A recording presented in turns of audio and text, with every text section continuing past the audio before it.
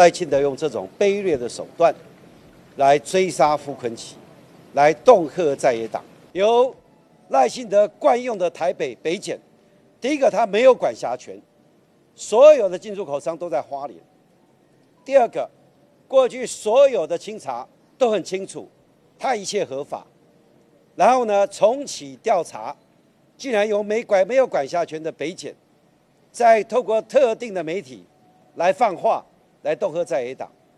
今天到傅昆萁花莲家里的员工宿舍去搜索员工宿舍，说要带走我家种花种草的员工。今天你用这种公开的方式来追杀国会议员，请赖清德你适可而止。你好，欢迎收看《新闻面对面》，我是谢仲。来，一看为你介绍今天邀请到的特别来宾，左手边第一位康收社的立法委员林俊宪，大家好；资深媒体人理工男黄创夏，大家好；资深媒体人陈通豪，大家好；右手边为你邀请到台北市议员张思刚，大家好；资深媒体人邵逸夫，大家好；财经专家许清煌。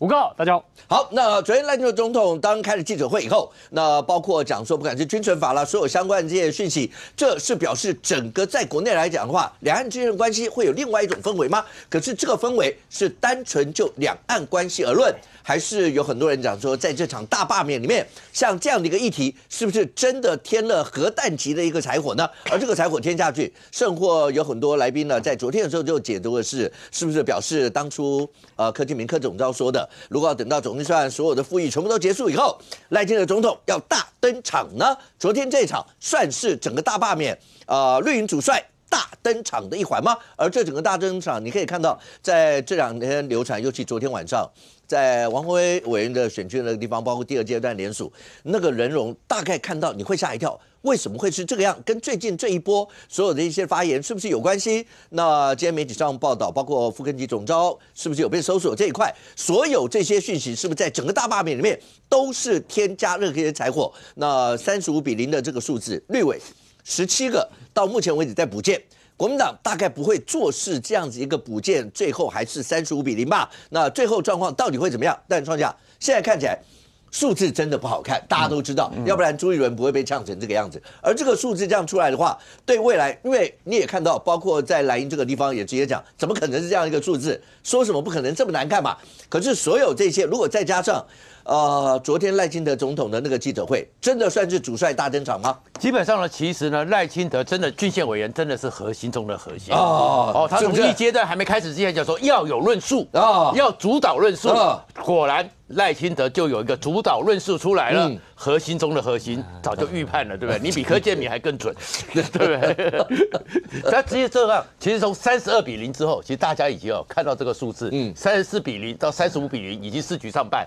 坦白讲，大家对这个数字已经无感了，因为国民党内部呢，就是怎么搞都这么糟，害我们的思刚委员呢，连吴思瑶都没有，那个期望落空。说一下，他也是这个双五应该第一阶段会过，一定会过，因为这个有听到前2个周末就补了将近3000件了，补3000如果还不过就麻，对，那就有问题了，对，那就是中选会要出来说明了，对，这补3000件加上之前那个，那你再怎么挑剔都会过。OK， 好，所以不管他有没有期待落空了，对不对？一起不带 OK。可是这个情况，你会知道说，现在这个局面里面其实已经不只是2阶联署，而是到了后面的第3阶段投票，甚至投票完毕之后，依法立刻进行立委补选，一个主论述的基调全部出来了。这个主论述的基调就叫做国家安全而这个国家安全可能那个对国民党来讲非常不利。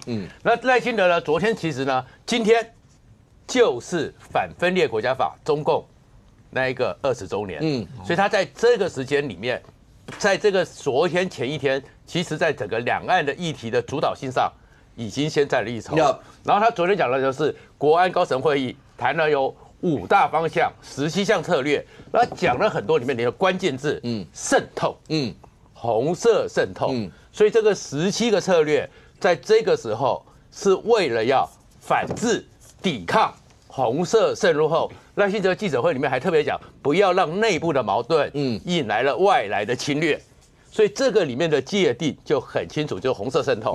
那这红色渗透里面更直接的呢，再去界定境外敌对势力。而这个境外敌对势力再过去，所以你会看到了对国家主权的威胁，2758号啊，或什么什么，这有一堆中国对国军的渗透。其实赖清德在前一阵子国安局成立70周年的时候就已经有铺陈了。他讲说，光2024年64个是军人，是过去的6倍。这个多严重？所以已经铺陈说，那军方如果有这种对国家不忠诚，那对全世界，特别是民主国家，都是一个非常的那个警戒的一件事情。所以他已经把这个抓到，然后再过来呢，大家会讨论就是重启军事审判。那重启军事审判，如果是全面的，像过去一样，就是军事审判全部拉出来，那个东西当然会变成洪秀秋案以后这个军法官的问题，但是他就针对的是渗透啊，是力敌啊，是出卖情报，而且他讲这件事情的时候，刚好就是 IDF 上面挂一挂熊山，一个飞官又把它给泄露，所以他其实都把这些目前国内疑虑的事情都扣上来了。还有一件事情，那才是真正对国民党立委的杀手锏。他要不要修这些法，要不要进立法院？当然。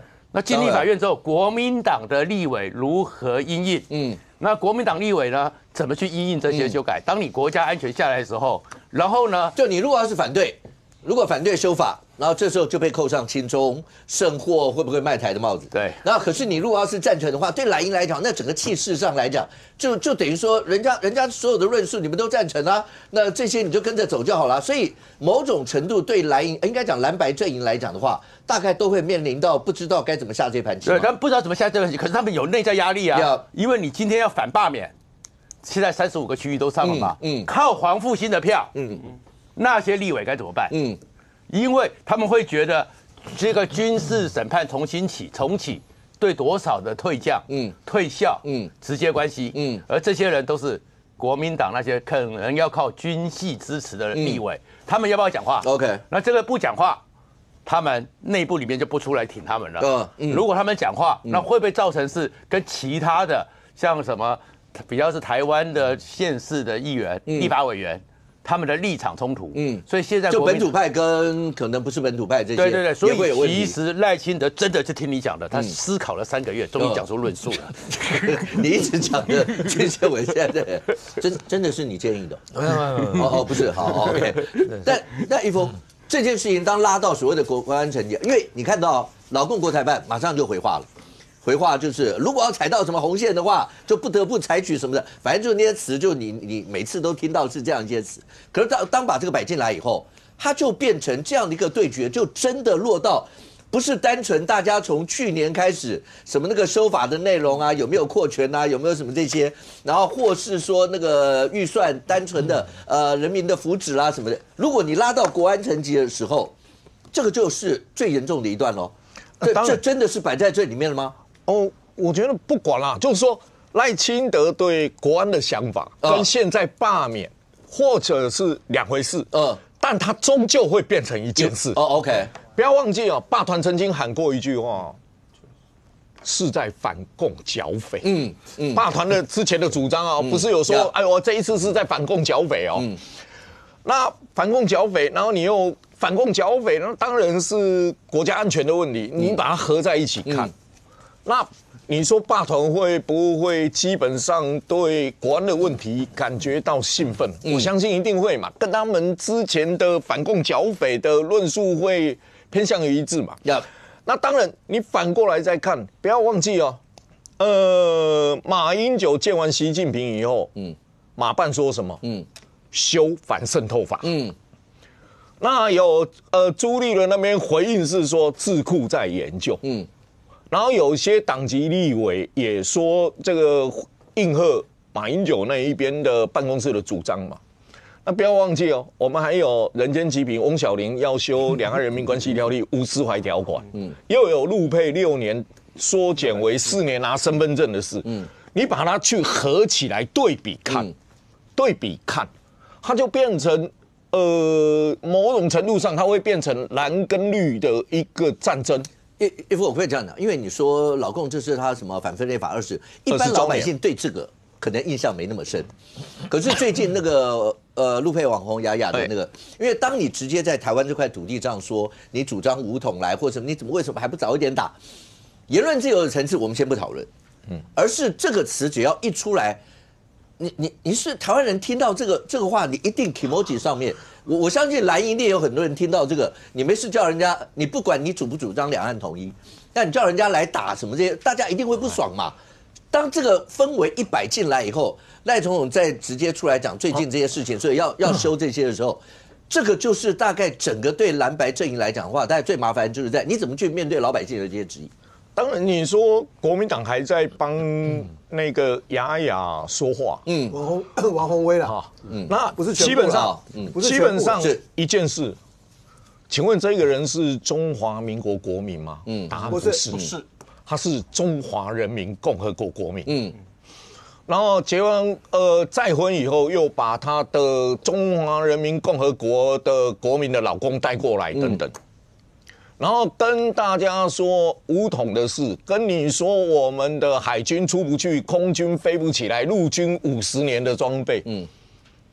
我请问一下，一个中华人民共和国的国民在台湾跟你讲武统，跟你讲这一些，你能接受吗？就普遍到人民来说，你能接受吗？如果是中华民国的国民，台湾的人民讲这种话，大家都不能接受了，更何况是一个中华人民共和国的国民在台湾讲这个话，你说能接受吗？我们就不用讲什么言论自由，言论自由并非无限制。不要忘记马英九时代，我们立了一个法，叫做《两公约施行法》，把两公约入法哦。公民与政治权利国际公约第20条规定了2项，应予法律禁止之。一个就是要鼓吹战争。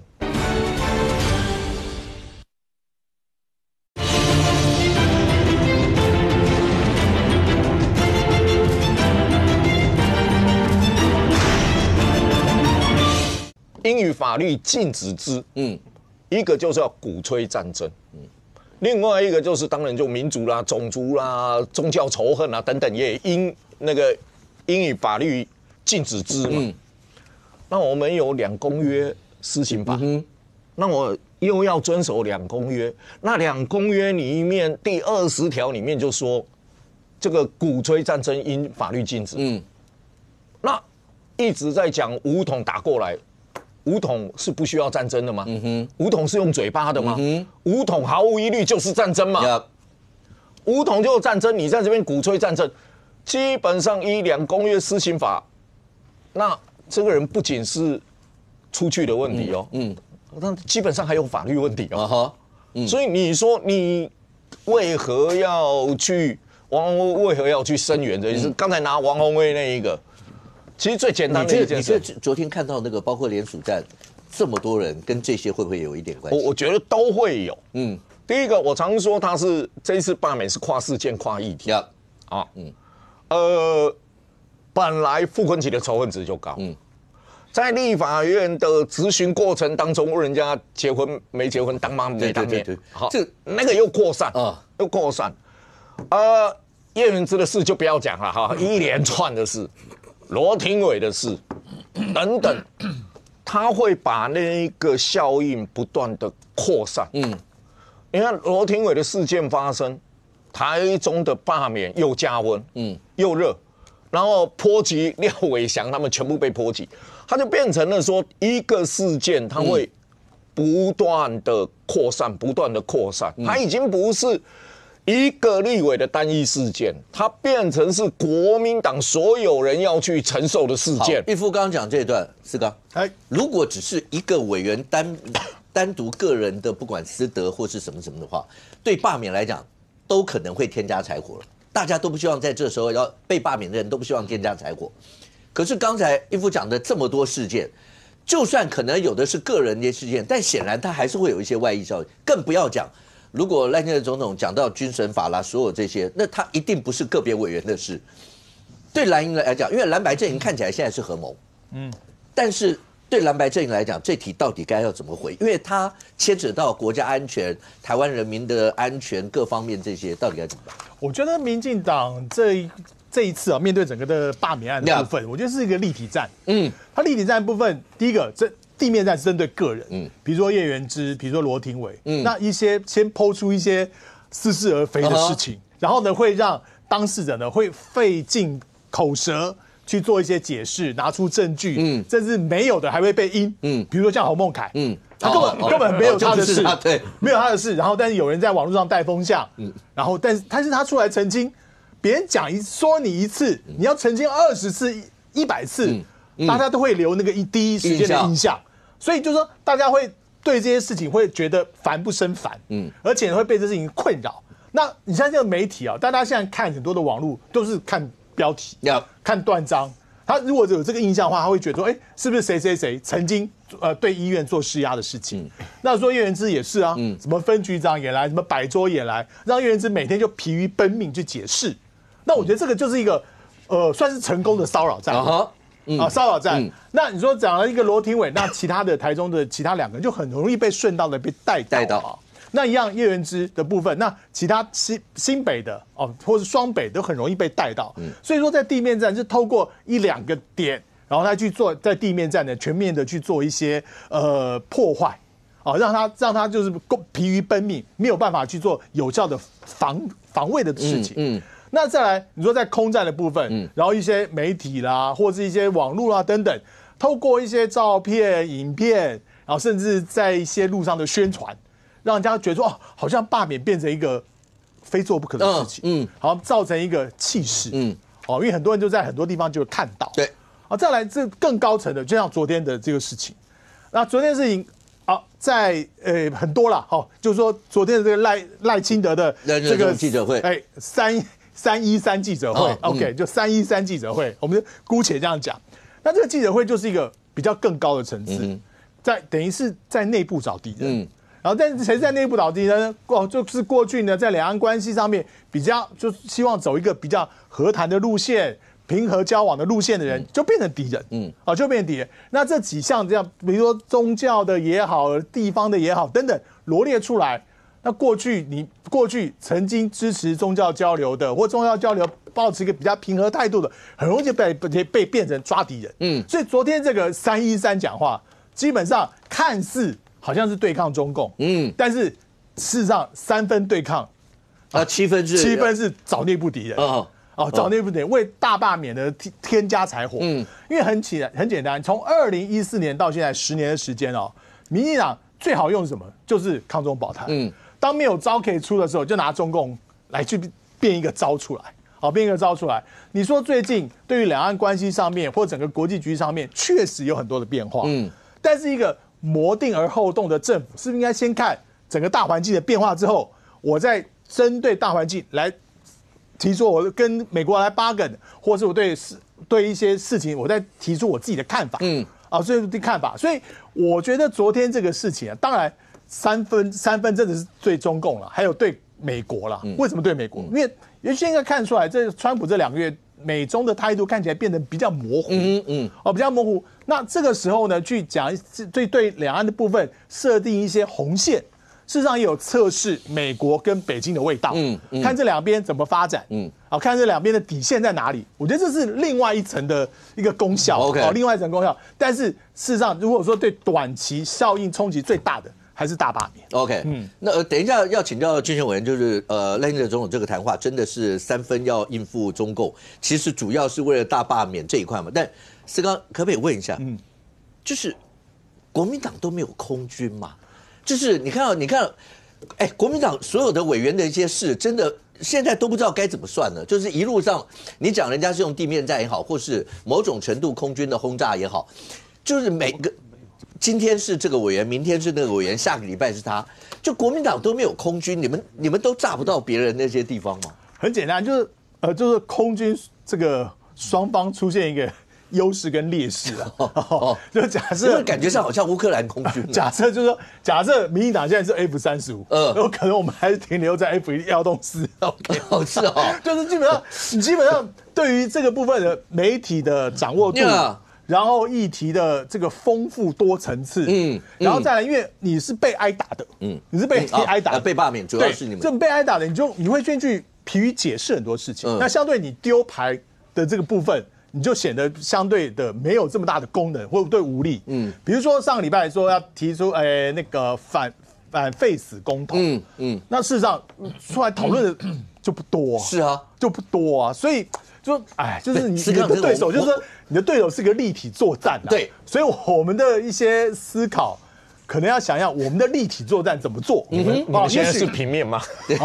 他们是啊，因为对，如果讲立体的话，你们现在我们就是没有这个多维作战的能力。鸦片战争，人家是那个铁壳船，现在你们还在拿长枪。这我是觉得在这个宣传的力度、广度还有管道方面，我是觉得都不足。那不足有先天很多原因呐，先天很多原因。那也有一些党政军的介入等等。OK， 所以我觉得这部分确实吃亏。但是我觉得这部分要思考，就是特别委员被罢的委员跟党部之间，跟立院党团之间，怎么样透过你的问政也好，或各种方式，然后去表达你自己对这事情的看法。那你说这个宣讲会，当然要宣讲会，但是你要吸引不同的人出来，因为你知道宣讲会它就因为接下来会讲到各阵营现在都有宣讲会嘛，对啊。可是你看前面35-0的时候，可是国民党确实有提了17个那个民进党的委员啊，只是现在都在补件嘛，那能补成几个也不知道。当然你刚刚讲，最起码台北双武你们有把握要过，就是当人家针对这30几个委员，所有的罢团，你会看他们讲出好几个委员的事情的时候，不管是不是空穴来风或什么，最起码会让你困扰。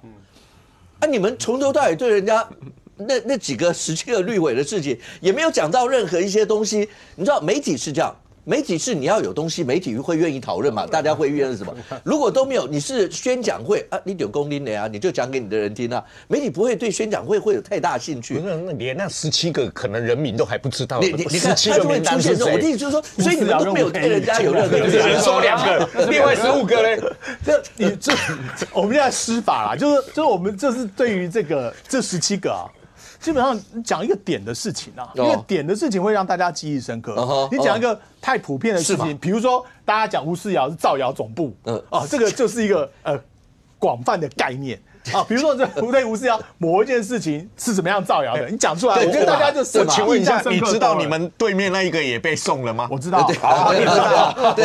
然后我只记得军宪委员讲说，他都连看都没看过，连署战，然后结果他也被送。所以好，俊伟，这一个一个层次来看啦。第一个。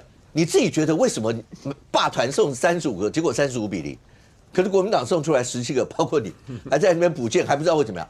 赖总统的这个记者会，如果照刚思刚他们蓝营有很多人的看法是这样哦，觉得就只是为了要抗中保台。欧小林是直接讲，赖总统你就是为了这个大罢免要打抗中保台牌吗？然后还是说3分1负7分其实就是针对蓝白这个大罢免在添柴火而已。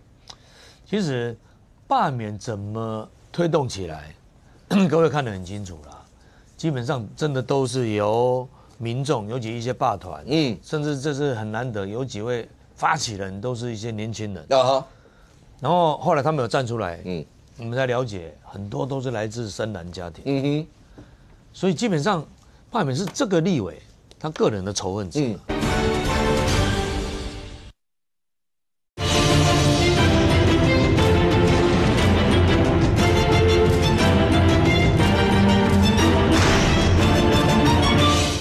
都是来自深蓝家庭，所以基本上罢免是这个立委他个人的仇恨值，他的表现。那你说，你像这是昨天晚上那个吴思瑶不是那个王宏威那个什么外太空联署战，这些人是民进党叫来的吗？用这张场景会不一样。对，来等我那一张拍动，借他，借我一下。你是羡慕吗？你以为是夜市的？你喜欢我以为是夜市，我真的以为是夜市啊！以为是雅琪啊！你看人山人海，那民进党怎么可能会能够把这些人动员出来？所以如果国民党单纯的就把他认为这些东西民进党海这都是民进党搞出来的，那你就太不了解了啊！如果你不了解这个罢免是怎么来的，那国民党当然现在就面临很大的一个危险。我甚至越来越乐观了。我本来确实认为罢免很不容易了，那如果像这样的一个区域热起来，你会注意到它不会就这个地方热，它会扩散，是。那别的区域开始第2阶段就会烧起来，那现在国民党再把赖清德的这个什么昨天的那个谈话，恢复军事审判，他也把它解读为跟大罢免有关。其实一直以来都主张要恢复军法的是国民党啊。国民党在过去几年都不断的提案啊，要恢复军法、军事审判，但是民进党没有支持，是因为国民党那个版本啊更强悍啊。他是军人啊，就通通不受一般的检察官、法院、一般司法审判。所有军人，不管你犯什么大罪小罪，全部都是交由军法审判。国民党的版本是这样。那昨天赖总统提的，大家看清楚，他是针对一些内乱外患，他是正面表列，你犯了这几个罪，那才交由军法。所以这个基本上程度是有不同。那你说赖总统讲的东西，那国民党就解读就是所谓的又打什么抗中保台牌，为了罢免。其实反共啦，我个人认为是国民应该是我们最大的公约数。那国民党，如果你解读民进党的反共有选票，他现在就这么解读。那你为什么不反共？那国民党你为什么不反共？国民党是最早反共的。以前不反共啊，亲共还被抓去关了，还要被国民党抓的。好，那你说那个什么中配呀，那个什么陆配，那个中配那个什么雅那个，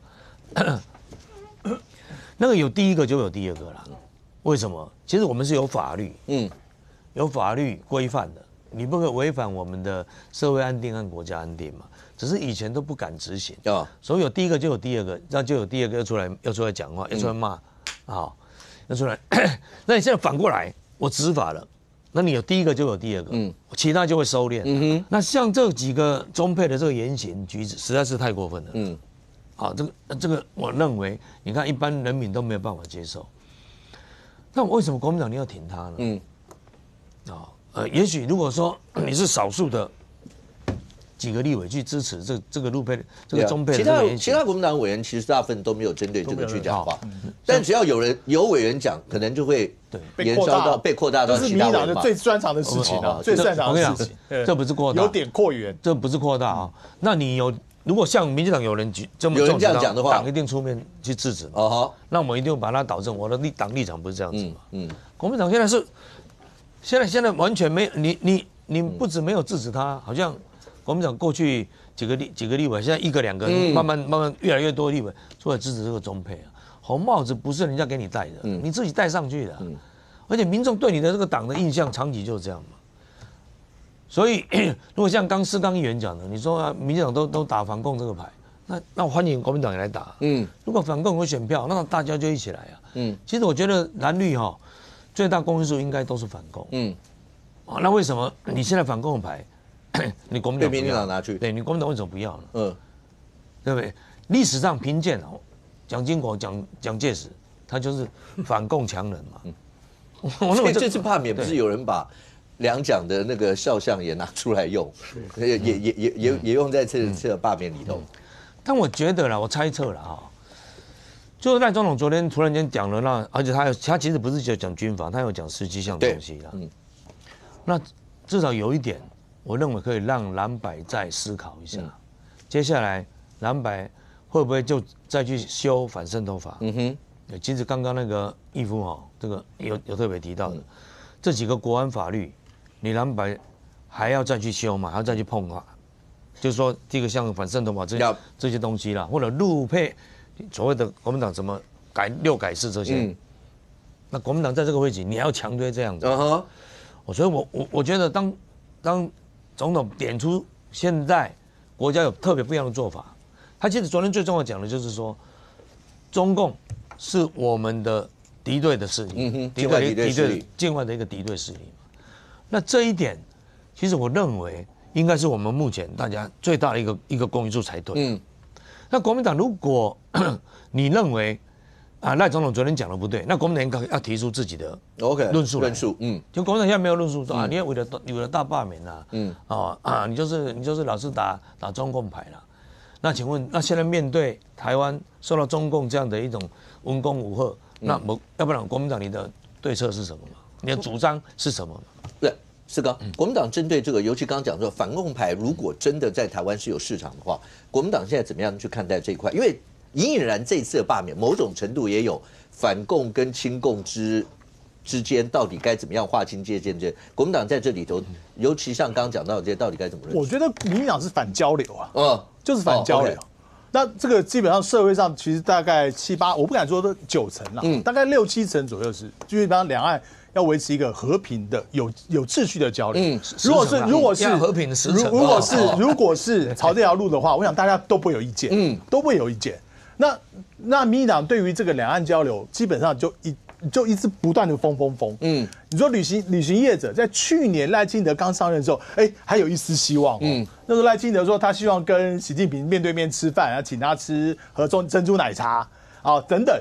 那大家会觉得，到底是两岸关系会不会有一点点契机？然后去年又说什么祖国论等等。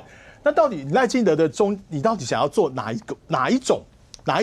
那我觉得很多的蓝白的朋友，或者是中间的选民的朋友，看到昨天的这些情况，很多人都问，是不是要战争了？是不是要为战争做准备？其实是不是要在内部进行一个坚壁清野？那这个会让大家有一些疑虑啊。那我觉得一个稳定的执政者是不应该大家有很多的疑虑，他应该是一个稳健的步伐。比如说赖清德希望，他难道赖清德希望看到旅行业通通都饿死，通通没饭吃，通通每天都过得很辛苦？我相信，因为任何一个有良心的总统都不会干这个事。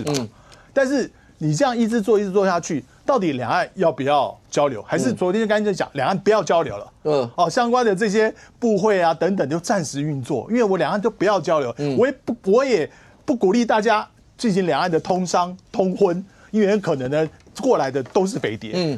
我也态度稍微坚决一点。就比如说昨天讲说很多的禁止的村里长。如果当然，我觉得接受招待这个部分，我觉得是不好。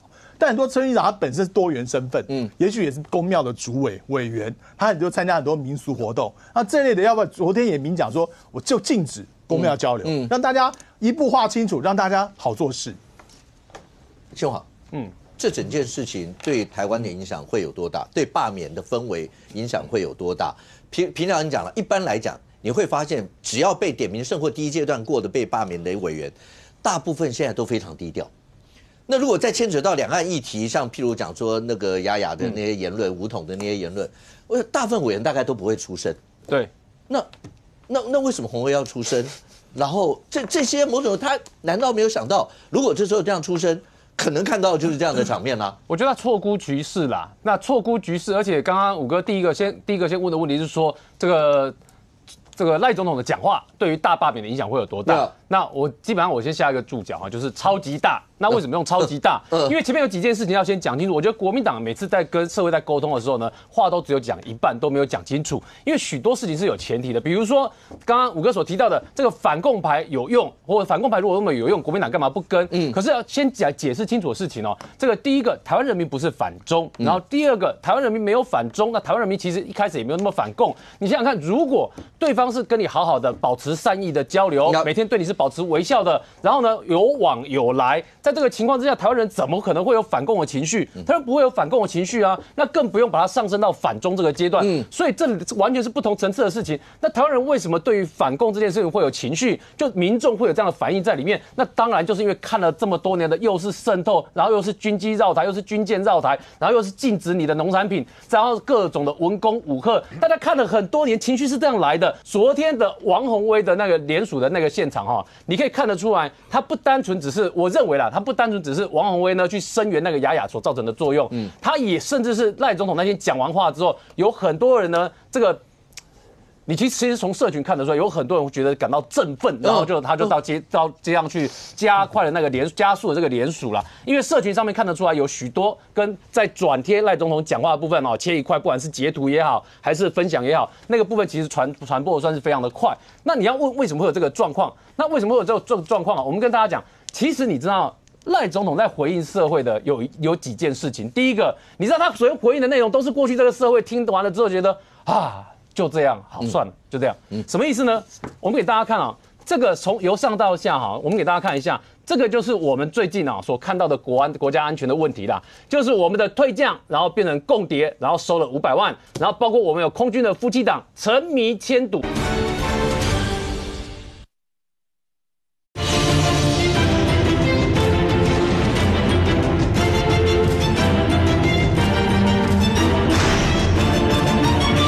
你知道他所有回应的内容都是过去这个社会听完了之后觉得啊，就这样，好算了，就这样。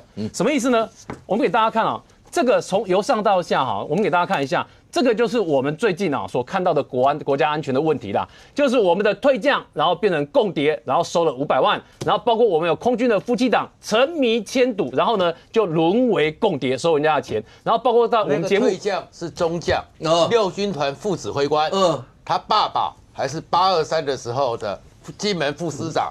进驻大胆岛，所以才会让人家觉得错愕。是啊，然后你看，还包括我们这两天讨论到的现役的飞官卖雄3飞弹的机密给中国。然后你下面我这边列出来就是你知道我们已经几乎每年都会出现这个新闻标题啦，是减掉侦办史上最大共谍案。每年都有史上最大共谍案呢，一年比一年还要大呢。我们台湾社会的民众看到这个新闻的时候，一年看到这个新闻的时候呢，每年越看是越无奈。为什么越看越无奈？因为都轻判啊。你像上面那个郑小江案里面那个退役少将徐乃全判多久？判2年的时间呐。上面这边告诉你史上最大共谍案，呢，然后他判多久？你看上面我有写啊，一个判1年4个月啊，一个判2年而已啊。然后上面都告诉大家史上最大共谍案呢，最后判下来都只有1年跟2年而已呢。你知道我们也是1年接着1年看这个状况呢，结果每年都在告诉大家史上最大共谍案检调侦破，检调侦办完了之后呢，然后送到那院那边判完，结果就是1年2年1年2年。那我问你，台湾社会这样看下去的结果，大家是什么？无奈嘛，因为觉得好像抓到共谍好像也不怎么样啊。对啊，都告诉大家史上最严重啊，就只有判1年2年，这是一个哦。然后第二个，昨天那个赖总统的17项因应措施里面，其中一项是提到艺人的。5哥知道嘛？我们讨论艺人讨论几年了，几乎每年都讨论呢。从黄安开始一路下来，然后一路都讨论到跟那个艺人有关的事情，讨论到后来结论是啊，人家是去那边赚钱的嘛，就赚钱不得不做政治表态，大家都算了嘛。可是很多民众很气嘛，因为他用健保嘛，所以呢，大家对这些事情听了也是无奈嘛。所以赖总统的17项措施，等于是把这些东西一项一项挑出来。对，大家在谈军法这件事情的时候，你知道我们刚才讲共谍案的时候，这个数字其实很吓人哎。你看2022年的时候呢，这个人数呢，共谍案起诉人数是10件哦。到了2024年，去年的时候已经暴增到64件哦，10件到64件。我请问各位严不严重？这个是有抓到的呢。你知道是台湾社会有多少是没有抓到的？我跟大家讲一个小笑话。我这个真的是这辈子第一次遇到中国统战部的人呢，是在哪里遇到的？是疫情前2019年的时候，我到苗栗的一间庙去拜拜的时候呢，在那边就真的遇到中国统战部的官员。你怎么知道他是中国统战部的？因为他还直接出示他的名片给我，真的就这么直接，也没有要掩饰，人家非常的完全没有掩饰啊，非常的客气，就直接出示名片给你。你看。统战部的官员在台湾这个几乎如入无人之境，有来了之后呢，完全没有，大家都没有在回避的所以你就知道说这个情况有多严重，因为其实台湾社会处于不设防的状况已经好一段时间了嘛。那这几年我相信这个64个人的起诉人的数字我宁可相信他是因为政府侦办的变得积极了，然后所以人数比较多。可是各位可以看到，就是说台湾社会过去这几年面对共谍的状况无奈，面对说这艺人讲的话你也无奈，有这么多无奈的部分，所以昨天这就是为什么赖总统讲出来说，他说定调因为过去即便蔡英文总统事情也没有把这个境外敌对势力是谁把它讲出来，大家可能希望保留一个空间，我把它说明，让两岸之间看起来还有谈的空间。可是对岸没有在管你的对岸越走越极端然后共机共建绕台的次数，然后频率是越来越高然后所以这个也是为什么当赖总统他把它讲清楚，境外敌对势力让我们无从选择，因为只有一个国家这样对着你。然后第二个是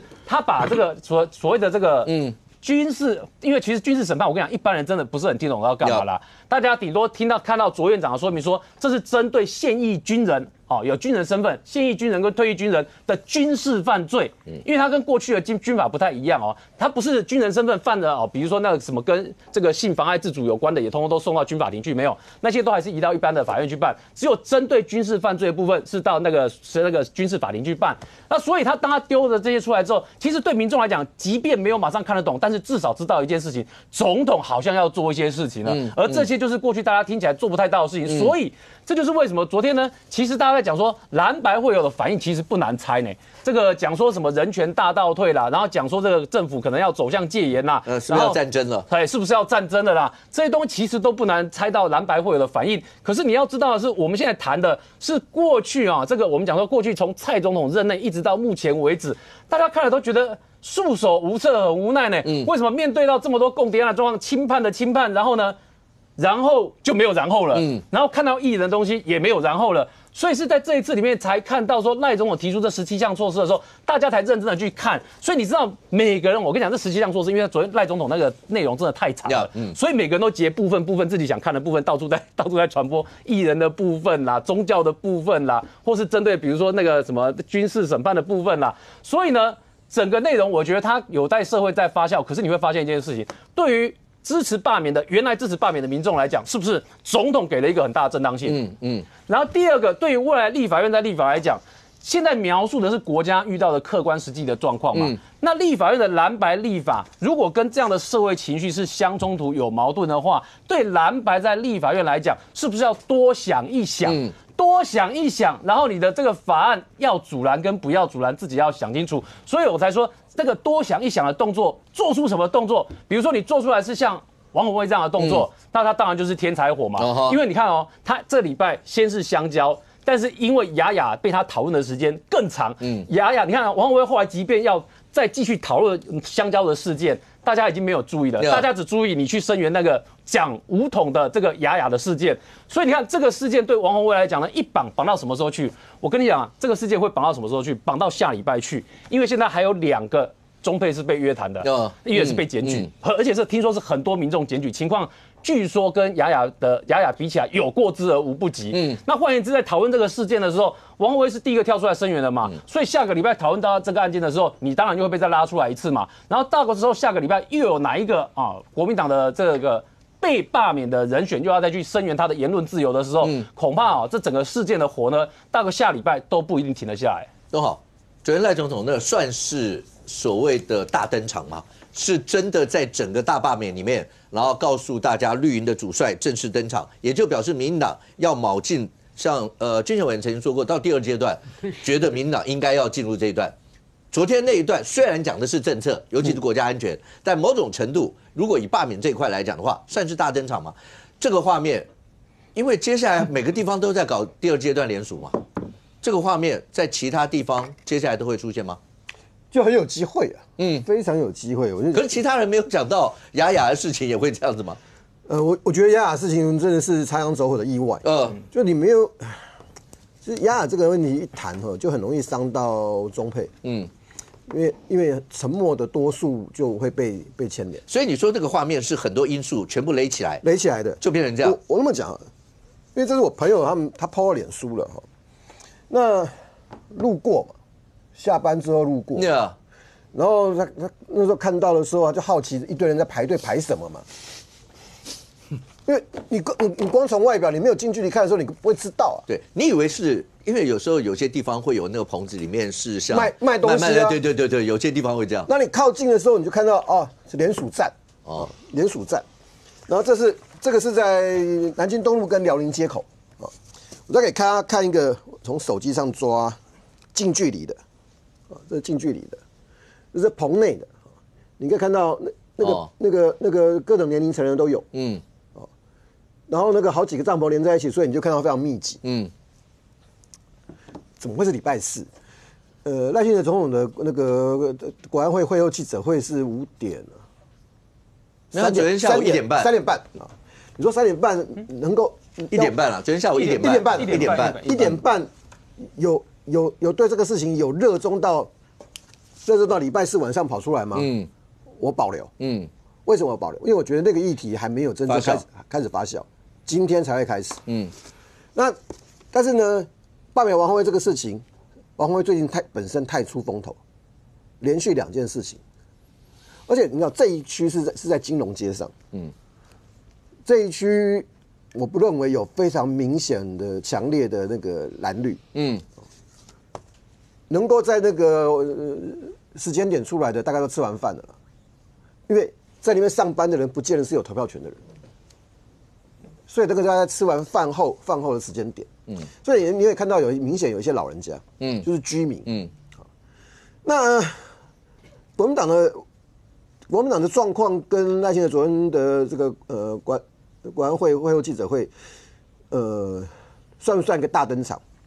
如果就罢免的角度来讲，当然是，我认为是，因为不同的罢免团体他们在内部讨论的时候，其实就后来就是把反共这件事情当做一个大旗拿出来。那立反共这根旗子的对照组就是他们用他们的讲法就叫舔共。好，那这个会让国民党的路线受到压迫。那国民党的困境在哪里？就你要当鸽派，但是鸽派不能被打成是投降派。就鸽派是一条路线，投降是另外一条路线。那国民党、民进党的缺点就是，民进党是鹰派，可是鹰派不能变成战争派。所以在路线上面讲各自有优缺点。可国民党的问题是在于一连串的呼应出来的时候，就往红中靠拢去了。也就是说，刚才你在讲，就是说国民党那个帽子你自己不能再犯错，你犯错的话，那个帽子是自己戴上去的。那雅雅那个事件就是一个很明显的一个例子。那其实不止，包括去年去王沪宁那一些一路下来，然后包括前一阵子傅昆萁香港团有一个团员失踪被逮捕。就是如果你注意看国民党没有空军吗？徐小新空军够强嘛，空战小天后啊。怎么会没有空军？对不对？国民党怎么会没有空军？那问题是在哪里？这段时间谁犯错比较多？你想想看，罗廷伟的事情，过年前4天，准备开始放假，他的助理挂诊没办法提供服务，跟他讲，然后回来下午3点发文，5点到他办公室，你跟我讲说你是要监督卫福部。明明就是你的助理嘛。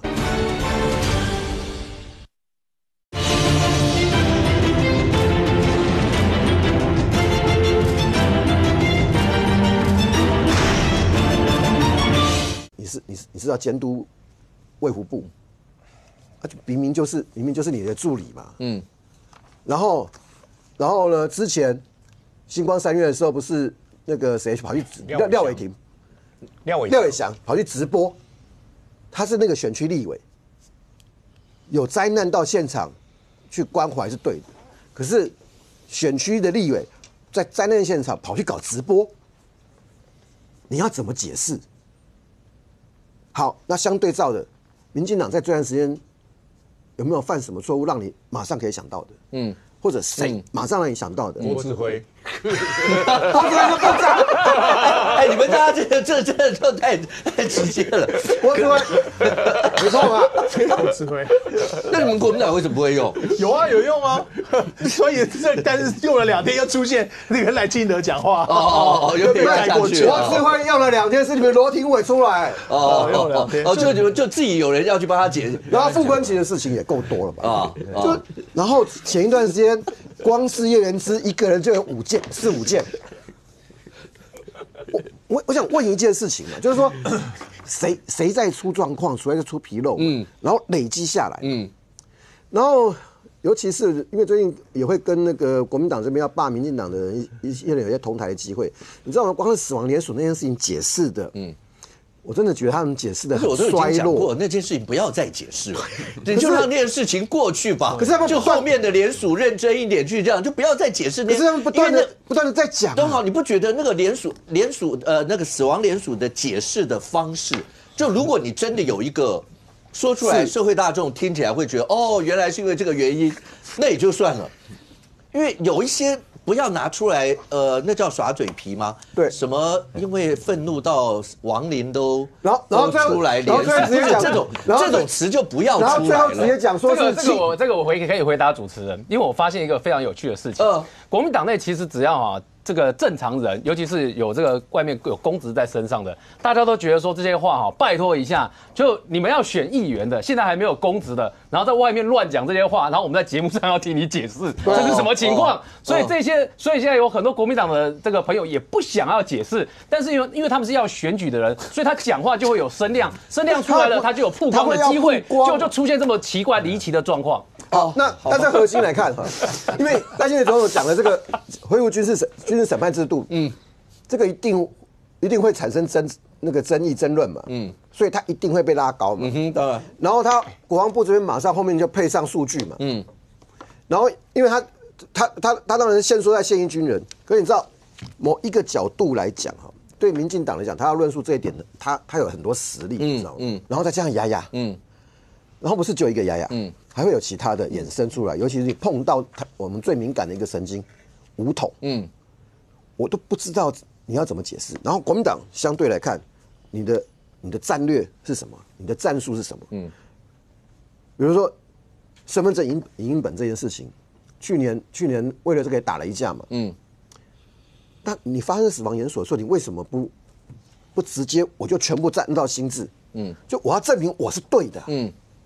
我们就换一个想法，当然身份证影本我们都知道会比较难，所以国民党如果就按照心智做下去，他会不会建立他自己的正当性？你不要那么一直看我。不是，不用影本都不会过了，你现在还要叫他去试验影本？你不会，你第一阶段一定会过嘛？对啊，你国民党不可能修一个法，如果今天国民党修了一个法，然后我遵从因为这是我修的法，我走我的路 ，OK， 我用身份证影本，我连第一阶段都不会过的话，那就只告诉你一件事情，这个修法是错的。那就告诉他说法错。可是如果我可以过，我不管，我不仅一阶可以过，二阶也可以过。那我在说服中间选民的时候，我是不是有正当性？如果我修了一个法，然后我要用旧的方法，你当然气就弱了嘛。不，可是这整个过程当然就讲说各自阵营里面，第一个好，包括主帅是不是各自要大登场？第二个，接下来从这个礼拜6开始是蓝绿白三大阵营。应该就是直接正规军作战了吧？因为大家都正式要去面对所有的群众去做宣讲，各自排出来的阵容到底会是怎么样？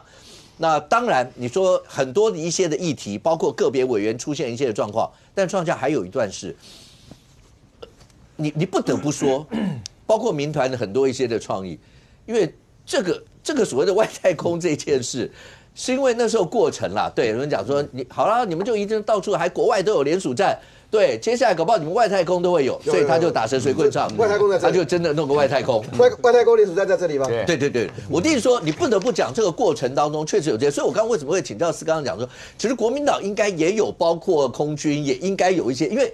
老百姓看这种，他就会觉得哦，这也蛮好玩的这些东西，它会变成一个家庭华式的，它就可能会带动一些，而且可能不是单纯这个地方，它可能会影响到其他的一些地方。再加上好，这个礼拜包括总预算跟财划法复议一样否决，民进党一直在讲说，而且这次包括卓奎要带的部会下乡去，重点是摆在这个地方，虽然。林右昌秘书长讲说跟罢免无关，但加一句欢迎大家来摆摊，这个对，这某种程度就是表里互用的感觉嘛，他就是这个样子啊。对啊，所以刚刚讲说主帅登场，有一点点的要修正一下，因为赖清德登场了，是，但是国民党的傅昆萁呢，现在正在被搜索，所以主帅未必能登场，对不对？国民党有主帅，你觉得傅昆萁是国民党主帅？他这1-2年来不是表现的是傅昆萁才是国民党的主帅吗？国民党有主帅吗？朱立伦在哪里？傅昆萁比较像党主席，比较像党主席啊，对不对？国民党有主帅吗？就是傅昆萁吧。但是主帅现在恐怕出了状况。今天这个搜索，对，等一下大家会对，我还不知道新闻怎么办。对，主帅就是我确定是跟那个竞选真的跟竞选小物出来是跟竞选小物，指甲刀，指甲刀，肖龙主，我就猜应该是指甲刀，可是里面用的是补充一下，是温朗高他们去爱林森道，在台北地检署，台北地检署指挥调查局北部机动工作站去花莲搜索。因为告发跟搜索那就是中间有一些证据了，对，中间是有一大段的差距的。一般大家知道告发就是查证，对吧？一般是这样。怀疑这个要问钟小平了，因为他告发很多嘛。可是现在国民党的处境在哪里啊？首先第一个，我回到前面，因为刚思康讲了很多那个交流的问题嘛。其实赖清德这个有用在哪里？因为台湾社会很多人认为交流不是去交心，投资不是去投降，国民党一直没办法在这2个部分，你是去交心的，你是去投降的，这2件事情是国民党最被人疑虑的，因为这里面包含就有些动作嘛，有些说法嘛，但是你没办法跟社会做说明嘛，所以国民党这就很糟糕了。那更糟糕在哪里？就是现在为止，为什么我们说从总预算，对，然后一路的春节期间的这个联署这么的爆棚，现在2阶段才开始启动。我昨天碰到几个的都是每个人都告诉我们说已经收5000了，已经收6000了，都是也是这爆棚。第一个这个东西，这个还是一般来讲对民进党比较不是那么友善的台湾民意基金会，对不对？出来的是告诉你总预算这件事情，认为国民党的这种搞法不适当的是53%，那国民党一直讲说本来没有错啊，民意代表国会当然对预算有监督嘛，可是你看这个27.5%，差不多就是国民党的盘而已嘛，所以这个一个状况下去就很状况的就是。基本上对于这样的总预算案不适任的立委，国民党立委不适任，这个火会烧下去。而这烧下去里面有一件事情呢，其实你要回到现在这个大罢免，当然国民党还把它放在只是一个政治活动，你会看到这个整个发展里面是符合的是所谓的哈伯马斯学派里面的叫做法兰克福学派里面讲叫新形态社会运动。什么叫新形态社会运动？新形态社会运动已经不是我个人的权益受损。而是我觉得我的生活世界受到威胁，那我觉得我的生活世界受到了不确定，所以这种时候那叫做不是我个人的愤怒，叫做义愤，这个义愤才会造成这样一个联署，而这个义愤里面就包含讲的台湾的国家的忠诚，那这个义愤是出来的，然后再过来就是所谓的你这个总预算3到，我不知道我明天我们什么事情会受到影响，而这种完全的高度不确定感。通常这个东西也造成的，那通常就面对川普这个状况，全台湾、全世界都不确定，那通常是执政者的责任。可是有这个国民党帮郭志辉扛掉了一切，帮行政院卓内阁扛掉了一切，然后这里面再出来这个东西，新形态社会主运动里面最重要的是什么？在社会学里面叫做当它变成一种流行，那就万劫不复。什么叫做流行？就是创意爆棚。先是台中那边。先来一个会成功，对不对？我们那个帽子，对吧？我们以前什么冠军，那时候不是有一个冠军的什么，对不对？然后现在就开始会成功，哎，这个就是创意爆红了。我对面那一张好像叫罢免你老公，哎，对，这个是对花莲罢免你老公就出来了。然后台中呢，就是黄健豪就好成功，对不对？就一路出来，然后呢，用了制作符咒，这个叫做恶灵退散。你知道这个整个氛围下去之后，你这个徐巧芯这种空军是没用的，因为这变成是年轻人还有各方面对于这些关切，而且表他们当它变成一种流行的时候，被针对者万劫不复。是刚两个问题，第一个刚才讲到那个罢免，那个创下那个罢免那个对不起，总预算的那个民调。那上面的题目就是讲说什么立法院大砍预算啊这些，然后所以民调出来这些，针对这样的一个数字，对你们来看的话，会不会觉得对你们来说真的很不利的这一块？那另外刚刚讲到那个流行，我必须讲，尤其年轻人是这样，在网络上面，现在网络世界，你只要流行，让它整个风潮一路往下，你在trade啊，在上面所有那些的话。那对国民党来讲的话，这个就是很麻烦的一块啊。对啊，这个就是哭手这一块比较麻烦，所以我才说你们的空军跟你们的创一点，就是要把哭手回去。有的我们的这个文宣部门啊，也现在也是很多年轻朋友，但是有的时候这个过程当中，也许很多人给了很多意见尤其就功德太多，也许就把当初的那个发想创意就有点走歪了，弄拧了，就没有到那个味道了。所以这部分就我觉得让这个年轻朋友放手做，所以这样之前前几个月在那门口的青年军放手不是很惨吗？不，这两回事啊。我是觉得就是跟年轻朋友的时候，坦白讲就是磨练，就是要磨练。像我们出来。10几年刚出来之后，也是会讲错话，就是被酸几天，要磨练，就是累积这个经验累积啦。OK， 那这个民调问题看怎么问。如果你认为说这个题目吗？你认为民意代表监督预算，你支不支持？都支持。当然，这是我们的工作，我们也在监督预算。我们台北市政府，我们自己国民党的提案也很多，提案也很多，提案比民进党提的还多。OK， 那就靠蒋万他们市政府同仁一一去化解嘛。但如果说你先想要大砍预算，那每个人对大砍预算的观念就不一样了。那到底是砍到什么程度呢？那我们就来看一看，砍得够不够力。来，这个我觉得这是傅昆萁的质询啊，我觉得他这个质询还不错，我觉得给他是这一年的质询代表作，我觉得是这个质询啊。第一个，他问这个部会首长，你的预算到底是比去年多还是比去年少？好了，我们就讲几个重要的部会，交通部增加389亿，这是部长自己说的哦。然后呢，教育部增加300亿，这是部长自己说的哦。然后大家最重要看的国防部增加400亿，这也是他部长自己说的哦。然后呢，卫福部增加306亿，这也是部长自己说的哦。然后呢，文化部也增加26亿。然后呢，主计长可不会讲谎话了吧？主计长是个专业出身，而且在台南工作很久。他说呢，今年预算就是2025年的预算比2024年多1368亿元。好，那如果这个部分再早1个月出来，也许很多的在宣传上面就会不一样。所以倒是你，所以你在问这些问题之后，问的方式技巧很重要。那这个东西我是觉得也要给中间选民多看看，多广发啦。要知道说整个是增加1000多亿的，但是坦白讲，如果你删少了，会不会被罢？一样被罢。他的目标就是要罢你啊。所以任何一个在立法院里面出现的争执点，只要你跟民进党不一样，他可能就被扩张拿出来做文章。所以这一届立委，坦白讲啦，很难当，很难当。是个副总召被搜索的这一块，你觉得对未来这整个罢免会有什么影响？因为虽然现在细节很多的东西虽然都还不清楚，可是刚刚已经大概知道大概一个轮廓会是怎么样，包括竞选小物啊，然后因为被告发，然后被检举。可是他们加的不只是选罢法，还有反渗透法，还有反渗透法哦。就是第一个啦，傅昆萁被针对，他自己心里面很有数啦。他应该知道什么事情被针对。所以他第一就讲，他是搜索的跟他无关呐。跟他自己刚才讲，就是跟他无关。那所以你要看竞选小物，第一个，很多人就是把竞选小物你是从哪里生产当成一个讲的事情。然后他就那个贸易公司那个负责人就直接讲，他说他是在大陆生产。那钱的部分就看说这个钱怎么样。那现在有些媒体就开始做文章说啊，这个钱呢好像是对岸给的如何如何。那基本上就是这个贸易公司拿出来他的钱是谁付的。我觉得这个部分就很容易查出来。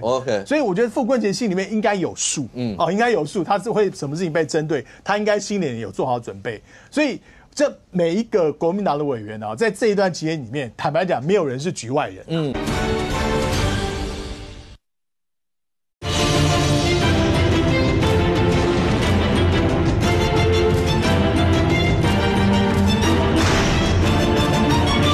所以这每一个国民党的委员啊，在这一段期间里面，坦白讲，没有人是局外人。很多地方就是透过一个点的击破，让整个心理上面受到很大的影响。您刚刚讲说那一段，可是那一段在还没有完全厘清，因为还是要经过调查啦或什么这些。还记得叶爸就是叶爸老师那个时候，他直接骂傅昆萁的时候，他是用字很重，用通匪2个字。那这件事情如果照刚才讲，媒体上讲说也有牵涉到反渗透法，所以我的意思说，在调查厘清以前。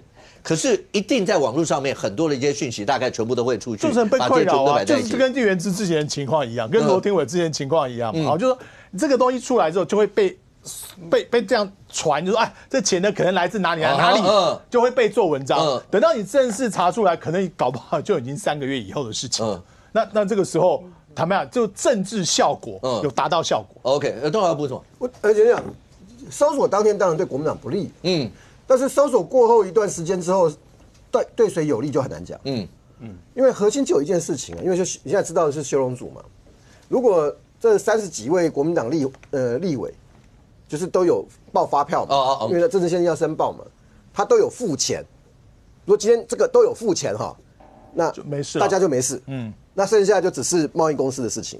然后贸易公司跟傅昆萁有没有关系？那个打击面会很小很小。那个就无关大局。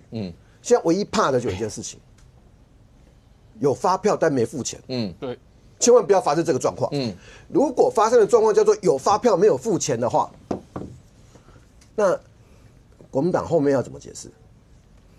所以那个钱是从哪里来的？那就另外一件事情了。你刚刚讲的已经是2个面向哦。第一个面向就是对整体国民党，因为大家都知道这次好像过程当中确实有一些国民党委员在竞选的过程，那也有一些修容组这些，因为很多人都申报了嘛，对嘛？就只是在讨论你刚刚讲有没有付钱这一块。那这是对国民党是整体很多的委员的影响。另外就是你刚刚讲到对副总召的影响，因为副总召对国民党来讲，第一个这次罢团显然精准打击的一个很重要的目标，就副总召嘛。花莲长期以来国民党蓝营的铁票区，如果一连串的事情，如果副总召被打掉的话，对国民党来讲的话，那伤叫重中之重啊。当然了，因为傅昆萁的影响力是全台湾的。傅昆萁在过去这1年以来的角色是超越朱立伦。过去这1年的朱立伦基本上是隐形人，就这个党主席是在2线、3线的，第1线的人就叫傅昆萁，傅昆萁是全台湾每一个选区都有影响力，所以傅昆萁不要讲罢不罢得掉了，只要傅昆萁是总召，你到了因为投票如果进入到第3阶段，那应该抓在7月或8月，对，快的话7月，慢的话8月，有傅昆萁列在那个第3阶段。就新闻不会消啊。就好像不是吗？对，因为这个案子哈，到目前我们看到呢，其实分3个部分去看。第一个是当然是搜索的部分，就是上午9点多的时候去搜索。那搜索的部分有包括他的这个应该是用人所在的地方、管家在的地方，然后跟他们的这个住家的部分。那然后来第2个部分要讲是说，他放的重点在哪里呢？放的重点其实是在金流上面啦。就我们把它画清楚一点，其实这个图其实应该是长这样啦，就说。这个是因为我们在看之前在谈的时候都谈一件有趣的事情嘛，是国民党的立委透过傅昆萁呢，然后对战天下这家公司下单，所以战天下这家公司呢，等于出这个修容组出给这些国民党的立委都是1万组起跳，然后呢，这国民党立委钱付给战天下之后呢，战天下再开发票给国民党的立委，但是这一套模式啊，现在我们所讲的都是正常情况下的情况，那什么意思呢？因为有一个人的状况很特殊，那个人叫做钟小平啊，钟小平呢在所有的人里面呢，每个人都是告诉大家说他们是用买的，对不对？那只有钟小平第一时间的反应是说，有人送，我是那个傅昆萁送的啊。那结果钟小平讲完了之后，送这件事情了之后，大家说所以钟小平有修容组，但是呢，钟小平的部分是送的，他的部分不是买的。结果钟小平过了2天之后呢，赶快改口说我忘记了啦，是我有一个支持者呢，他帮我去买的一个老板呐，但这个老板的身份呢，我不能说，但是因为他买了，所以呢，我拿到发票了，对，然后就在节目上秀发票给大家看，说他有那一张发票，然后所以这个很神奇的事情的时候呢，当时呢应该是有人已经去检举这件事情了嘛，去告发了嘛，那所以呢，当时其实大家就大胆提出一个假设，这里面有没有可能有一种状况是，这个副总召很大方，这个修容组不但送，而且送了之后还送发票。所以呢，大家手上就既有修容组，也有发票。那当然，我在讲这个只是当时大家的揣测，可是没有把它说破。但今天我们是看到报道，现在媒体到目前为止的报道是说，这个北检就检调现在怀疑什么呢？怀疑说这个虽然这个国民党立法委员这个否认是政治捐献，是跟战天下公司购买的，但检调认为没有实质购买，也没有购买金流，战天下开立假发票，违反商业会计法。像五哥听到这边就知道，到这边就开始有玄机出现了嘛。因为这个部分，如果现在可以讲出来说，认为没有实质购买，没有购买金流，开立假发票，各位这事情多严重？因为这事情只要一勾稽金流就勾稽得到啊。第一个，战天下有没有银行的账户？有。这些国民党立委有没有银行账户？有。所以只要在银行账户一比对一勾稽起来，因为对检调来说，勾稽这个是最快的。我用现金啊。对啊，现金也是一个讲法，但是从战天下的账户有没有收到钱可以去看嘛。所以战天下的账户的那个银行的状况，然后跟这些立委银行的状况，这个我猜北检应该有勾稽到一定的程度才敢去做这个搜索啦。否则这个搜索它也是需要一定的证据给法院，法院才会核准这样的搜索嘛。所以我们拉回来讲就这样的关系呢，不管它要搞得多复杂啦，但这里面相关的人呢，一定都有这个金流的往来，如果他按照他们讲的是用合法的购买的话，那金流的往来应该勾稽得出来。战天下的银行账户应该也可以看到这些入账的资料啦。但里面只要有状况、有任何的不对的话，那对于这个侦办的北检来讲的话，那当然有可能就变成他搜索的一个理由。但不管怎么样，我们最后还是要强调，这最后还是依照就是检方所侦办的结果为定了。一句话，最糟的状况是立委拿发票没付钱。然后金流呢是傅昆萁或者傅昆萁指定的第3人直接到战天下，那个是最糟的，那个就是最糟的。然后那个金流千万不要跟中资或者什么有关，千万不要。但军选委，你可不可以想象，像因为副总召，我刚刚讲对国民党来讲的话，这次整个大罢免里头，那他的地位，他的各方面，那这次这个事情出来，因为目前还没有看到，包括副总召针对这个有发任何声明啊或什么，但你不知道会不会出现，你看。司法破坏又来了，然后你看，在这个节骨眼上，是不是思高一定会有人会这样想？一定这样想。你看，对，连柯文哲就不管今天，我坦白讲，我再补充一点就柯文哲，我也坦白，我也不知道他的这个最后的情况怎么样，中间到底有没有他自己参与很多事情。OK， 但以这个案子目前调查的情况上，我认为柯文哲不应该再被羁押。因为他出来的话，相关的检察官的证据也应该足够充分。如果调查了快8、9个月的时间，还到现在还要把人家在里面才去做这些证据的补充的话，那我觉得这个调查是有问题的。同样的，傅昆萁的案子，如果在第一时间或前3天没有出现一级重地的东西的话，事情就会演变成说这是政治迫害，因为这个政治迫害已有前例，所以后面复制很容易这个建立印象。OK， 来，军委。那个反正出了事就最简单，就是讲司法破坏了，什么政治迫害，每次都讲这一套嘛。那确实啦，这个因为副总召的身份不一样嘛，对。那现在算是国民党内的几乎是最有实力的了。好，这个你觉得朱立伦主席？小弟了，那算他小弟。黄国昌都算他小弟了，对不对？把黄国昌拔头开给人，对不对？你敢去收傅昆萁，那就当然也有相当的把握了。只是刚刚就听2位嘛，就四刚讲就是往这应该不代志方向嘛。那空网就提出了很多的，那青网就提出很多的一些质疑可能发生的事情嘛。我提的是今天的媒体报道。对，而不是听你讲的。你刚刚讲说你有想到钟小平这一块，对，所以我刚刚不是跟你说钟小平，因为钟小平最好说他没付钱啊。他根本不是拿发票出来了吗？那你朋友是谁缴钱的啊？对啊，这一定会被问的。如果一个一个问下去，对不对？你说刚那个我们。义父说收现金啊，那什么占什么？占天下的叫来问啊，你拢想收现金嘛？如果只要是假的，早晚会动不起来啦。是你问讲你莫咪人诶，他有没有金流？对不对？他如果说学义父说我要付现金嘛，那现金你得一堆啊。公司的反正那会计啊什么内账外账这个只要是假的，像。大概都很容易被突破了，因为这件事情，我先插一句，今天收傅昆萁这一块，因为刚讲在如果是修容组这个问题的话，因为有很多国民党委员在过程当中是说有买1万组啦或者什么，所以接下来检方侦办的时候势必要传。相关的人一定要来，因为不问或是不看资料，你怎么知道能不能还清白或者什么这些？只要传一次，大概又要写一次。他这个案子一定就这样要下去了。然后郝维傅昆萁已经直接呛话了，叫赖清德停止追杀在野党。第一个要传钟小平嘛，对。钟小平有伪证罪的压力然后又学黄国昌嘛，都扯赖清德。第一个，我是觉得，如果说是那种违反选罢法，违反选罢法，它比较偏向好像类似说，都钱贿选或甚至现金的选罢法。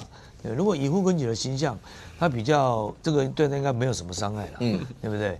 那以的经济罪犯超过别的来关啊，这种罪对他的形象大概没造成什么样的对他来讲是小事情啦，但反渗透法就比较严重了，因为我刚看那个媒体报道，他写的是有选罢还有反渗透法，那为什么突然间扯到反渗透法？那这个绝对是要查的重点，不然反渗透法那就是一定跟中共有关嘛，就是境外的势力有关嘛，那因为这笔货又从中国来嘛，所以我不是很清楚状况啦，但我们应该要尊重司法的一个侦办。那我觉得你只要一发动，那压力就会在司法这边。因为你已经发动，因为后面一定要拿出一些东西。对，而你对象又是这么大咖的，就是国民党最重量级的地下党主席傅昆萁，那现在实力远大于韩国瑜有看到他骂韩国瑜的秘书长？有看到那个影片嘛？对不对？思刚也有看到我很经典的。傅昆萁骂韩国瑜的秘书长，以前王金平当院长，谁敢骂王金平的秘书长？国民党的总召敢吗？没有谁，对不对？院长，那秘书长的代表意调嘛，对不对？如果同党的话，尊重都来不及了，那敢像傅昆萁，你每一个韩国瑜秘书长就像你美金把那个黄国昌拔头讲，所以如果司法去动了那个傅昆萁，那我说那司法就赶快你必须要有一定相关的把握证据才不会有国民党一定会有扯嘛。第一个扯司法破坏了，副根奇就直接扯赖清德出来讲话，对不对？那黄国昌赶快出来火力支援吧。OK， 但一夫，第一个是这本来花莲很少有人想象花莲会罢免打到今天这个样，我想傅根奇自己大概都没想到会是这样，因为大家一直都很稳。那现在当然有人在讲说包括那个花莲外漂族可能会是整个过程当中决定性的一环。可是从叶霸老师开始，一直到现在一路走到包括今天这所有的柴火加下去的话，你判断会是怎么样？我觉得罢免傅昆萁成功的几率不断在上升嘛。好，当然你说花莲，我有很多花莲朋友都在台北工作，真的他们都在考虑要回去投票。是哦，是啊，你光看，因为花莲的交通平心而论，不是像西部来讲的话这么方便。他们可能会约一起开车回去嘛，因为同学，很多同学，其实平常都有在联络嘛，所以外漂族是一个重点哦。当然，年轻选票也是一个重点。你现在说仇恨值，当然有说什么绿营内部民调仇恨值逼近什么70%啊等等啊哈，那具体数字或是什么民调都没有看到了。但是傅昆萁的仇恨值高，这个是不用说的哈。之前你可以看到把3个总召拿来做仇恨值比较的时候，其实傅昆萁的仇恨值本身就高了嘛那是第一个。第二个，我觉得其实大家在看林传媒在做徐榛蔚的满意度民调的时候其实他们是分2次释出，同一份民调2次释出，你把它合着看，合着看里面就发现一件事情，支持国民党，支持国民党，20到29岁减少了14%， 30到39岁减少了10%，这是支持国民党。但是你反过来看徐榛蔚的支持度里面，20到29岁减少了25.5%， 30到39岁减少了23%多，那你2个数字摆在一起，你会发现，是不是讨厌傅氏家族的人，跟还就比较讨厌他们，还没有那么讨厌国民党。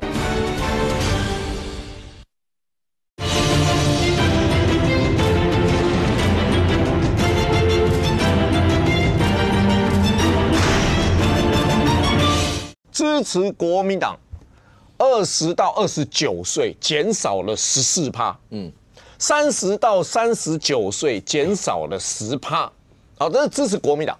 但是你反过来看徐榛蔚的支持度里面，20到29岁减少了25.5%， 30到39岁减少了23%多，那你2个数字摆在一起，你会发现，是不是讨厌傅氏家族的人，跟还就比较讨厌他们，还没有那么讨厌国民党。国民党一个10%，一个14%，他是25%跟23%我们都说20到29就是年轻人，年轻人占花莲县的人口40%，不是4%，不是14%，这2个年龄层占40%。那你说，如果从这边放眼看下去的话，你说罢免傅昆萁里面，一个是年轻选票，一个就是外漂要不要回花莲投票，这2个变成了罢免傅昆萁的关键。所以我说傅昆萁有稳吗？光你看那一个40岁以下的那个年龄层流失的状态，你看比2023年跟2024年比，2023年2024比，他光徐榛蔚的民调20到39岁他总共掉了17000多票。因为大家会讲说不容易的时候，是因为除了长期的印象，对，那是蓝营花莲市蓝营的铁票区，另外是从最近几次选举，譬如说最近傅昆萁2024这一仗，傅昆萁得票是6万多左右嘛。然后罢免，如果以罢免人数要过25%的话，大概4万9左右，对，差了大概快2万票。他会讲说，你过25%都不是这么容易的事，而且你要攀到，如果以傅昆萁本来有6万9，比那个罢免25%多了快2万票，所以一般是用这样的数字往下看。但你刚刚讲的是时空环境某种程度到现在是有消长不同了。你看一件事，就是说，我们来说，2024年花莲没有投票的有6万2千多票。如果你说把基础再放大，没有投给傅昆萁的是12万4900多票。那你说4万8千多票，将近4万8500，民进党的张美慧跟他竞选的时候拿了5万1700多票。所以基本上你看要过那个门槛，加上你看到那个民调年轻族群的整个的流失程度来算，其实它并不是到达那个25%，并不是一个高难度的问题，并不是一个高难度的问题。那另外我们谈到说，好，就夜霸的问题啦，等等的问题。我想问一下，花岗国中在哪里？花莲市夜霸最有名的是在花莲市花莲市傅昆萁跟张惠梅里面，整个他赢了1万多票，但花莲市他只赢张惠梅4000票而已，4000票里面，你再回过头来看夜霸事件里面，长期花莲4家魏家贤出来讲话，大家在算票的时候说魏家贤有多少实力啦，扣掉的时候傅昆萁剩多少票，不是这样算的。因为魏家当时傅昆萁在选立委的时候就没什么支持了，就没什么支持了。那没什么支持，不是代表我叫我的支持者票投去张美慧那边好，我就不支持，然后大家都不要动。那现在不一样如果罢免他们动了呢？动了，而是投同意罢免呢，那个情势又会不一样那一个票的累加上去，那个是累加上去。所以你说傅昆萁一定说什么不会？我一直认为傅昆萁不是罢不掉的原因。再回过头来看张俊贤议长那一次，好。其实吴东升的背后不是那个星光吴东升他们现在花莲市党部主委兼那个议员跟张俊贤那后面吴东升输，吴东升的背后是谁？大家都知道是傅昆萁。那张俊选的时候，国民党籍跟报备跑了6个人，包括张俊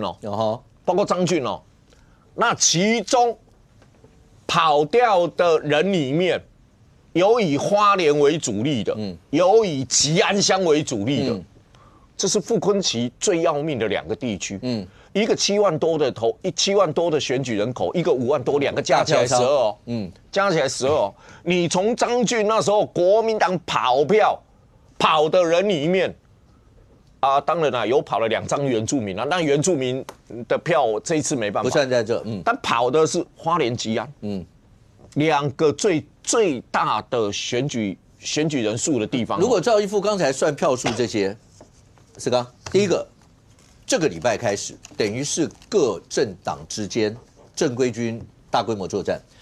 但最后回到另外一个问题，刚刚讲说赖清德总统昨天的记者会算不算主帅大登场？当然你也听到有来宾就一定要考说国民党呢？国民党主帅是傅昆萁吗？还是朱立伦啊？这个问题一定都会被大家拿出来讲。不是，现在主帅绝对不会是傅昆萁了啦。现在一定不会是吗？因为傅昆萁到处跑。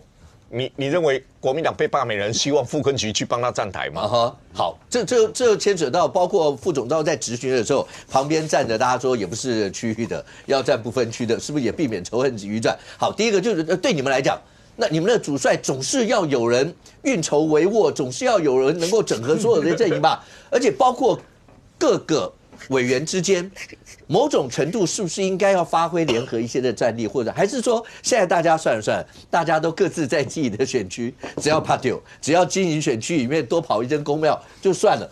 因为接下来这个宣讲，你可以想象，民进党是从这个礼拜开始，国民党是从下个礼拜开始。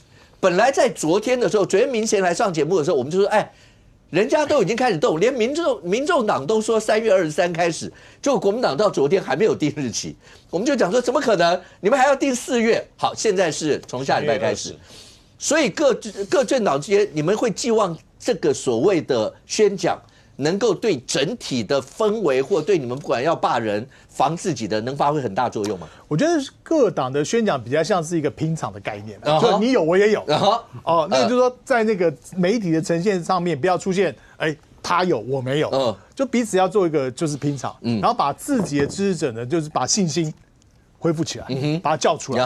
我觉得这个很重要，但是。坦白讲，就最重要的还是每个立委自己那个选区要协防好。像比如说我知道李彦秀，他自从这个去年传出一些别人要开始联署他的时候，他就很积极的动作不管在客厅会也好，走小型的这个社团活动也好，他是走得很密实。那这个才是真正固本的部分。你看谢国良去年也是啊，谢国良也差不多去年这个时候开始。过完年之后开始没多久，开始联署等等。那谢国良就通过社团、地方等等，然后密集的把他所面临到的事情一个个讲清楚、说明白，然后动员大家出来要投票。你就很多去讲地方的时候是告诉大家，万一真的成案，请大家出来投不赞成票，不要觉得我不赞成我就不去。常常有一个惯性，就是我觉得你罢免都在乱搞，然后我不想参加，我就不出来了，那就刚好就中了那个循环那个计了。所以这个部分很多是要在地方上的宣传。所以我觉得这个所谓的宣讲会的部分，那基本上就是拼场的概念，就拼场的概念，让大家不会在这个拼场的这个气质上面输掉。但是你坦白讲，3党去参加这些说明会、罢免这个说明会的人，其实都是自己人嘛。对嘛？对，我讲就是巩固自己人。国民党我不会跑去听民进党的嘛，民众党也不会跑去听民进党的嘛。所以在这个部分，就这个对就是说。巩固自己的基本盘不要被其他人洗掉。你现在到目前为止，你有接收到不管地方党部或是中央党部告诉你们，因为议员是有实际战力的嘛，你们有接收到任何说希望你们能够在这过程当中帮拿一些忙啦或什么？尤其你们那个选区是大家被视为，国民党好像就这2个选区是一定要过第1阶段，或第2阶段，你们有接收到任何这些？另外你自己评估你们的友军黄国昌。跟白银对你们的帮助有多大？这我觉得要看地方啦，比如说像都会区的部分，比如说像台中跟双北都会区，我觉得白银的这部分，你觉得是有帮助？我觉得是有帮助的，确实有帮助的。特别是柯文哲案经过这一段期间的上下，我觉得白银是有回稳的迹象，有回流回稳的迹象。那部分我觉得必须要合作，因为你在野的每个被分开的被欺负嘛，被欺负死啊，那一定要合作。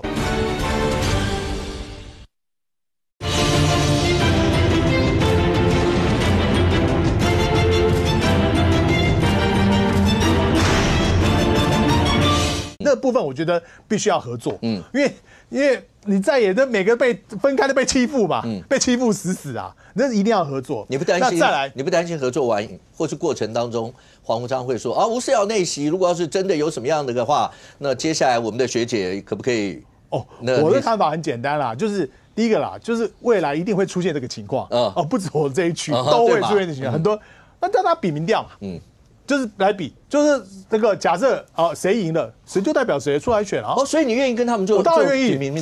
我上选举我就愿意了。这个是本来你再也要合作，就要开放心胸。上次是跟包括像侯汉廷嘛，我他从去年他那个8月底还9月说要选，我说要注重民调嘛，赢的代表。所以民众党这一部分我也 OK。我就是跟谁要有意选甚至更大咖的来这边选，就比民调。OK， 我觉得这没有什么好去回避的。如果你连这个部分你都不愿意去 open mind 的话，那再有合作怎么合作？OK。所以那另外就是这联署的部分啊，是我们从这个那些青年朋友一开始，我们就开始在帮忙联署了。OK。重点是有没有接到党部的指令要求你？有的，有帮忙了。有要什么时候给的？非常早。那就是没给钟小平吗？我不知道，我不管那一区，哦你不管那一区我不管那一区，我只负责我该区，好不好？哦，所以你这边有就是。本人负责该区，如果负责全北市的话，我会通知钟小平。OK， 对，小平到底有没有被通知到，或怎么样的话，这可能要请他们，对，两个人怎么会有这么大的恩怨呢？实在想不出来。居委会，你觉得白银，尤其像黄昌荣，对于这一次的罢免，对于国民党这些委员的席次里面，到底会有什么样一些影响？黄国昌当然是机会来了啊，他现在是没有负担呐，他们全部都是不分区的，所以他一定会利用这段期间到处啊，这第一个嘛就抢曝光嘛，第二个抢战功嘛，如果罢免没有过，那就是他的功劳，因为他旗帜最鲜明嘛，好，那所以台中的事就是民众党的事，这些就在告诉你，这几席我如果保住的话。后面大家是不是就可以来讨论一些事？那因为他必须要收割，就是国民党的票，就是这反绿的票了，他必须收割反绿，他留当他下一次选举的养分。他下次选举就是县市长，尤其是议员更重要了。民众党可能不一定拿得到县市长，但他议员一定要管散布嘛。那在野的合作，蓝白合作到最后一定会出现矛盾。比如施刚说他愿意跟民众党大家来共推候选人，比如说用民调，对，但不要忘记啊，你到政党票到不分区票，你如果没有区域候选人，那就会影响到了，你家的不好选你啊，不然替你动工没啊，所以选票到最后是很残酷的啦，好，大家永远不要忘记我们韩国瑜的名言嘛，票多的，票较贼，票越多越好嘛，所以如果你是票有重叠，就必有矛盾，这无从回避啊，不过施刚算是有风度啦，但是他为什么愿意跟人家共退？就第一个，他已经知道选票重复了，我如果两个都选，就会落选。那如果你有这样的一个想法，那你就会互相牵，你就会受制于他。你怎么敢去得罪他？你心内的想讲，我不会支持，我的选美掉。最后，请问一下，从这个礼拜开始，民进党下就是卓荣泰院长领衔带着部会首长，然后包括一些名嘴啦，或我想大家一些委员可能也会在，所以这个对你们来讲的话，是把罢免，希望把这个，因为大家都说第二阶段到第三阶段，怕的是中间冷掉，所以你们是要用这样的方式把火这样一路这样温的，让它烧到第三阶段去吗？我靠我们是没有办法，不用靠，没有要有罗廷伟这种了哈，或者叶元之这种哈，叶元之那个时候也是被黑的，很多事情都被黑的，我是不清楚了哈，但像罗廷伟这个，他应该今天还会再开记者会吧？拜托了，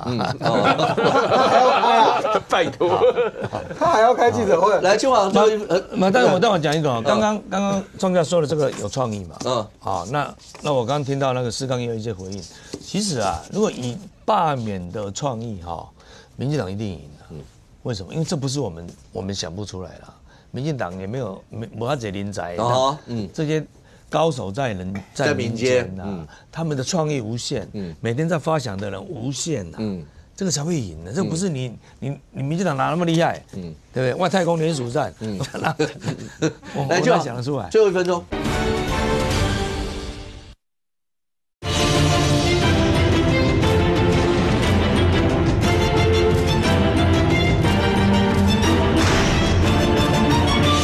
民进党一定赢的，为什么？因为这不是我们想不出来了，民进党也没法子人才，这些高手在民间他们的创意无限，每天在发想的人无限这个才会赢的。这不是你民进党哪那么厉害，对不对？外太空联署站，我就想得出来。最后1分钟，当各政党大家大车拼，你接下来看到每个礼拜。都是每个政党之间到每个地方去，新闻一定都充斥的是这些。对，然后大车拼完之后呢，你觉得整个氛围会变成什么样？其实大车拼还需要大补货就是大家一直在新的添柴火嘛。对，所以像我们刚刚讨论到这个花莲现在这个副군籍被搜索的事情嘛，那刚刚也讲到创意所以你看到这个创意，这就是现在网友哭手出来的创意在别的县市吃饭小朋友在这里，后面是没有东西的嘛。他说在花莲吃饭，小朋友在这里，后面有2包，上面看起来就是这个副군籍跟徐正伟照片在上面所以呢，在花莲吃这个小朋友吃饭，跟在别的县市的小朋友吃饭，看起来这个餐桌的后面有的东西是不一样的。就你里面呢会出现这个傅昆萁跟徐正伟2个夫妻在你们家里的产品可能会比较多。那你像这种东西会不会就在大罢免年里面，我们不要讲说天柴火啦，天柴火是这样搜索这种事情啦，但是它就变成一个帮忙把这些柴火传递出去的非常重要的媒介嘛。所以在这些媒介的引导之下，这次的罢免可能会超出大家的预期跟想象。OK， 来，C康最后30秒有什么呼吁吗？针对这次的大罢免，大家踊跃出来投票。这个第一个就是我觉得我就希望那个民进党还有一些这些朋友们，就基本上不要去黑别人。你说过去这个礼拜里面，就很多无辜者被黑，那这个就是故意制造一个效应出来嘛。那这效应就让大家就疲于奔命。那就是帮整个的2阶的联署，基本上制造很多的柴火。昨天的那个赖清德讲话也是啊，也是知道，因为他很多开始要进行2阶联署，这天星柴火嘛。那我就觉得这个部分就是民进党的政策工具。我觉得确实比在野党多很多啦。这个真的在野党的部分就很难在政策工具上面去跟他抗衡。不过，我觉得这大家要加油了，不要被这种莫名其妙被扭曲的民主带外路。OK， 现在军委员30秒。那国民党一直搞不清楚大罢免为什么会有大罢免？大罢免不是民进党没那么厉害了，大罢免其实就是民众党跟国民党一起搞出来的。其实这2个党基本上每个立委都没有各自角色。全部都是傅昆萁跟黄国昌2个在弄，因为我在立法院看得很清楚，不管你是审查预算也好了，提法案也好了，那么改来改去了，临时弄来弄去，国民党的每一个立委跟我们一样，都不知道最后版本是什么，都在等临时印出来的，真的印到我们手里面，我拿到资料的时候都还热热的，都是影印机刚印出来的。那大罢免没有民进党没那么厉害啦，还可以全国这样发起这样的大罢免。可是当你民众党跟国民党尤其是国民党啦因为国民党是被罢免的对象，你都没有办法去确切的知道大罢免怎么起的，你就没有办法去应付它啦。现在国民党应该是要降低仇恨，而不是现在你要在指责。如果比如说你想骂民进党来告起这些人，你等一下再跟这些公民团体跟支持罢免的人对呛，因为你就是认为他们都是民进党的煽动出来的，你认为他们都傻傻的，他们都没有自己的中心思想，全部都听民进党的。如果这样的话，罢免绝对会越来越热了。OK， 从这个礼拜开始，当各政党之间全部都下乡宣讲，虽然用不同的标语，然后不同的一些的口号，但当然最大的目的都是要让民众听得下去。他们在所讲，告诉你这次罢免，不管是攻方或者守方，到底主张理由到底会怎么样？经过了这一整波算一算，每个阵营大概都有非常多场。那接下来呢？当然到了下礼拜，你就会知道35-0这个数字，到了下礼拜。蓝营请全力，那是真的绿营会有几位委员会经过第1阶段吗？那谁会到第2阶段？最后投票又是哪一些委员？立法院的结构跟生态会有任何的改变吗？我们大家拭目以待。非常谢谢现场所有来宾，也非常谢谢观众你的收看，新闻面对面，我们下周见，拜拜。